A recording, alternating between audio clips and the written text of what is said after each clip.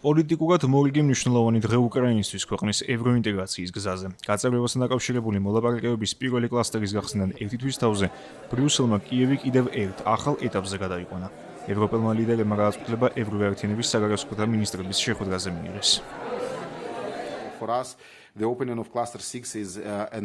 ჩვენთვის მე-6 კლასტერის გახსნა კიდევ ერთხელ გვახსენებს, რომ რამდენად მნიშვნელოვანია საერთო საგარეო და უსაფრთხოების პოლიტიკა დღევანდელ მსოფლიოში. რუსეთი ყოველთვის ცდილობს შური იძიოს და ჩვენი ევროკავშირში გაწევრების გზაზე მიღწეული დადებითი ამბები ახალი თავდასხმებით გადაფაროს.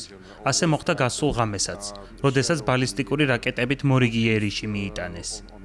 სწორედ ამიტომ საერთო საგარეო და უსაფრთხოების პოლიტიკის სფეროში ერთიანობას გადამწყვეტი მნიშვნელობა აქვს. დღეს კიდევ ერთხელ ხედავ იმის ნიშნებს, რომ ევროპა ერთიანია.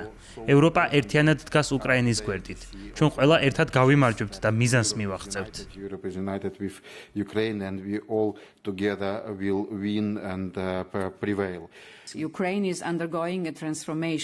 უკრაინა გადის ღრმა გარდაქმნის პროცესს, თანაც წარმოუდგენლად მძიმე პირობებში. გასულ თვეს გავხსენით პირველი კლასტერი, რომელიც მოიცავს უკრაინის რეფორმების დღის წესრიგს.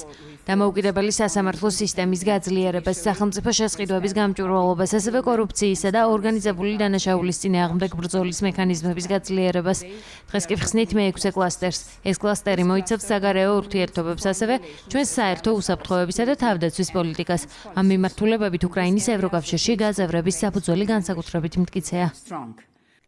უკრაინის ევროინტეგრაციის საკითხმაც შიხური მდგომარეობა დაძლია უნგრეთში ხელისუფლების ცვლილების შემდეგ. ვიქტორ ორბანის მთავრობამ რამდენჯერმე დააყუნა კიევის ევროკავშირში გაწევრების მოთხოვნა ბრალდებების გამო, თითქოს უკრაინის ხელისუფლება უხეშად ეპყრობოდა ქვეყნის დასავლეთით მცხოვრებ უნგრულ ეთნიკურ უმცირესობებს. ეს საკითხი პიტერ მადიერის მთავრობაში მოსვლის შემდეგ გამოიწურა.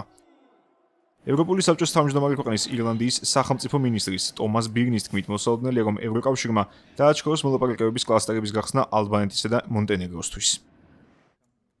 ევროინტეგრაციის გზაზე ტირანასთვის გარკვეულწილად შემოფერხებელი შესაძლოა აღმოჩნდეს დონალდ ტრამპის სიძესთან, ჯარედ კუშნერთან დაკავშირებული სამშენებლო პროექტი და მის იური მზარდი სახალხო პროტესტი.